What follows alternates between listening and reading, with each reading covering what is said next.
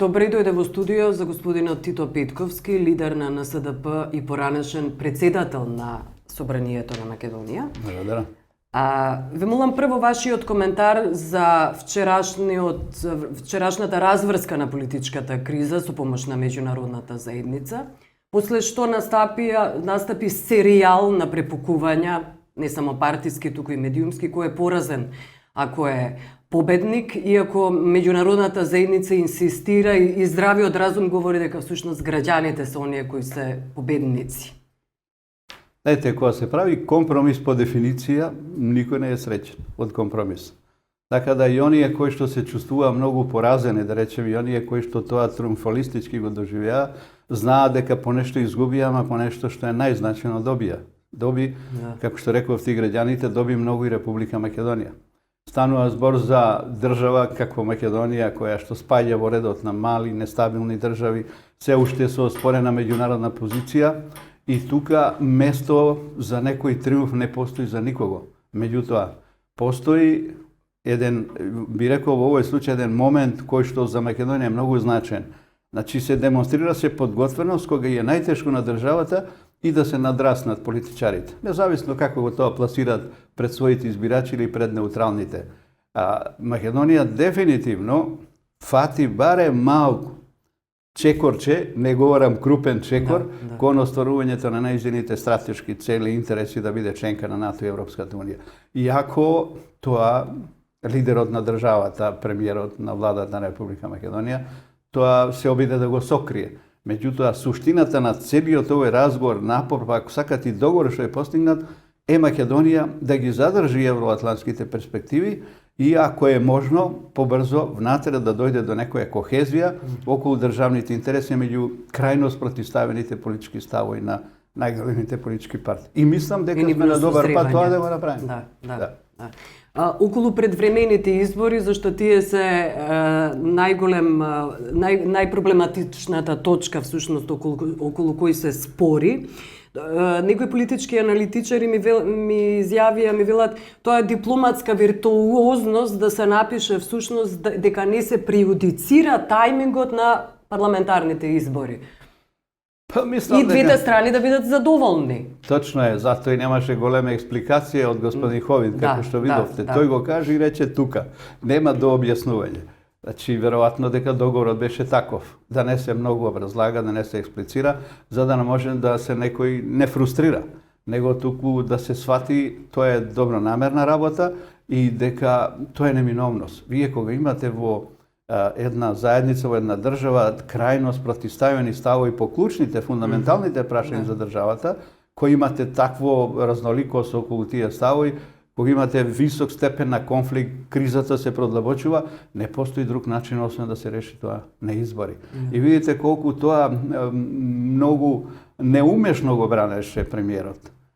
Нема шанса Македонија да не организира предвремени парламентарни избори во една ваква ситуација, кога до крај непомирливи се ставовите на левицата и десницата и кога околу тие две стожерни партии се врти целокупниот политички живот во Република Македонија. Значи, изборите се единствениот демократски начин како да се разреши криза во една земја. Не станува збор за Македонија. Земји со многу поголема парламентарна традиција, кои ќе дојдат во тешка ситуација, видовте, ајде во наше соседство, да не го експлоатирам примерот со Бугарија. Со Борисов, да. Колку да е тоа политичко лукавство, ама покажа државен чувство на државност, на лидер кој што ја води државата и дека апсолутно мене не ми паѓа на памет јас да се тепам со сопствениот народ, а нашиот се гордее, знаете. Ако приметивте кои му беа клучните реченици кога се обрати на јавност.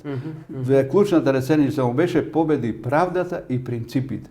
Замисли, да се тепат пратеници и новинари за него е правда, а да нема никаква одговорност за тие, за министерката и спикерот, министерот за внатрешни работи. Јас викам тие, знаете, во стилот на Бони и Клајд упаднаа во собранието, направија ршум, хаос и се сега, после тоа се јавуваат како глас на разумот. Тие двајца нудат како опозицијата треба да прифати некое разумно решение. Самата таа клучна реченица говори дека човекот е во паника и дека он практично нема никаква ориентација. Свесен е дека нема ни пола од поддршката што имаше до пред 24. Дали видовте некоја анкета? Тој е анкетоман. Тој излегува постојано со анкети. Добро, секогаш може да се фингираат анкети, тоа Ама не би нема ни било... фингирана. Многу е важно околу инцидентите и основањето на анкетна комисија. Искуството македонско покажува дека ние доживуваме постојано дебакл, дека не доаѓа до разрешување на кризи со помош на анкетна комисија. Можна ли е сега на вистина да победи, да надвладее на разумот? Јас сум сведок, значи, од самостојноста на Македонија до денес, ниту една анкетна комисија не финализираше се извештај. И немаше политичка одговорност. Зошто сега би била успешна? Кој би бил гарантот? Нема никаква гаранција. Нели, не само черчиловски, туку и македонски гледано, нема никакој ефект. Меѓутоа, ако имате вие навистина очигледен преседан во политичкиот живот, во историјата на демократска Македонија, она што случи во парламентот, а вие тоа сакате да предизвикате колективна амнезија кај луѓето. Не верувам дека има до толку заслепени партиски војници кои тоа не може да го видат. Па тоа и странците не веруваат дека се случуваше. Знаете, мене ме прашува многу дипломати. Дали стварно ви сврлија се, јас ви говорам ко паталец, не ко гаталец, јас бев еден од тие. Таква комисија јас ја гледав на една друга призма. Добро. А ако се создави експертска комисија, луѓе со морален кредибилитет, луѓе што го знаат уставното право, парламентарната демократија, луѓе кои што колку и да се политизирани, размислува со своја глава и со посредство на еден авторитет од надвор. Ја реков, дури им препорачав и на америчкиот амбасадор, на европските и да еден авторитет, да речеме од типот на Бадентери или поранешниот председател на Германија, како професори по уставно право и судија на уставен суд и така надаму. Такви говорам, немам такви амбиции многу големи, меѓутоа од тој тип авторитети кои не може да си го стават на пазар собствениот кредибилитет, морален и авторитет, тогаш мислам дека има шанса да се направи објективен извештај. Околу изборите, предвремените парламентарни избори, велите и се сметаат дека се некаков излез од кризата. Не постои подобар, не постои. Да, искуството покажува дека имаме прилично проблематични парламентарни избори, ако се присетиме на претходните, на последните, со корумпирање на гласачи, со правење на партиски листи, принудување на гласачите да го дадат својот глас за владеачката партија. Она што сега е најзначајно на Македонија, да не се вратиме на проблематизирање на копенхашките критериуми, нели? Број 1 е регуларни парламентарни избори. Од критериумите за влез, да речеме, во Европска унија па и во НАТО. Но сакам да кажам дека денот на изборите не значи дали биле фер и демократски. Предходното создавање на амбиентот. Не, сакам да ви кажам во таа смисла да ви одговорам. Да. Значи, он мора да биде свесен, ако има искрени намери да ја води Македонија, дека мора да направи максимум изборите да бидат фер, регуларни. Затоа и побараме и одобри меѓународната заедница во лицето на ОПСИ одихара многу поголем број на монитори. Тоа не е комплимент за Македонија, тоа само за деспотски системи, за недемократски се определува толку монитори. Иначе во нормални демократи не ни треба такви монитори, особено надо. Значи, тој корумпира, купува, се заканува, уценува луѓе, бидејќи може да ги вработи само во јавна администрација, да донесат 10-15 избирачи сигурни, кои што ќе му гарантираат работно место. Како наблюдувачите? Ова ќе го спречат? Па, ќе го регистрират и тие избори нема да бидат легални. Односно нема да бидат легитимни. И колку да се легални. Тие избори може да бидат додатна енергија за незадоволство и создавање на конфликт од пошироки размери од државата. Добро. Ако се обиде пак и да продолжи по стариот стил.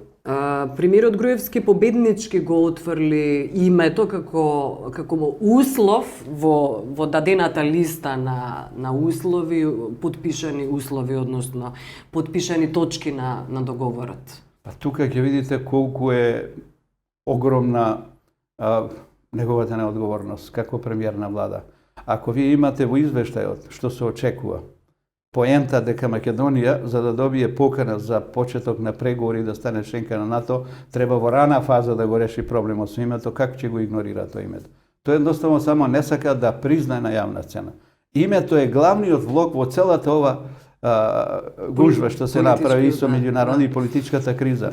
Значи, на сите нас не е јасно, нема исчекор во НАТО и Европска унија ако нема компромис околу тој проблем. А тој бидејќи е неустрашив борец, несовладлив, тој нема да попушти ништо и Македонија нити ќе стане членка на НАТО и Европската унија и уште повеќе ќе се комплицират.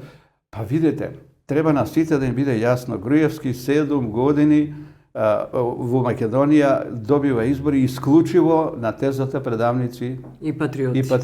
Тој е патриот, ние сите предавници.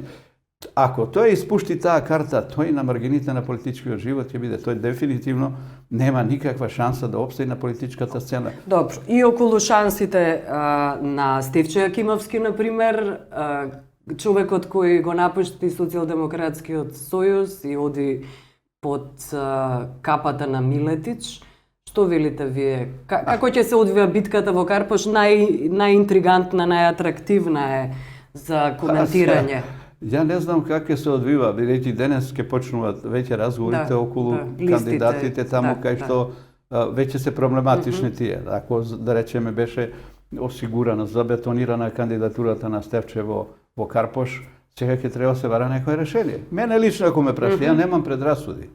Немам предрасуди, а во смисол, ние во игра треба да ги ставиме сите адути што носат победа на коалицијата Сојуз за Македонија. На што мислите? Мислам и на тоа. И Стефче Јакимовски и било кој друг од овие што немаат трпение во меѓувреме да издржат. Најави свој кандидат. Значи, сакам да ви кажам, немам предрасуди дека треба све да употребиме што ни иде во прилог на политички профит.